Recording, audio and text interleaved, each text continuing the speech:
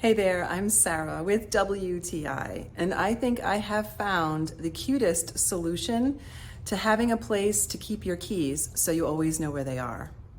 This is a magnetic goose who has a magnet in his beak strong enough to hold your keys and cute enough to be placed pretty much anywhere. He's made of resin and he stands 7 inches tall, so that's more than a can of soda you can see here by comparison.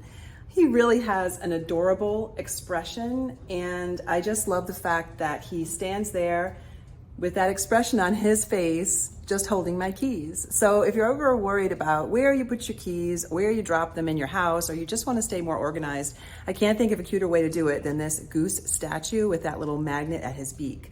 But you can also use him to hold other things. So I tried scissors, a pen. He's got a strong enough magnet to even hold a bottle opener.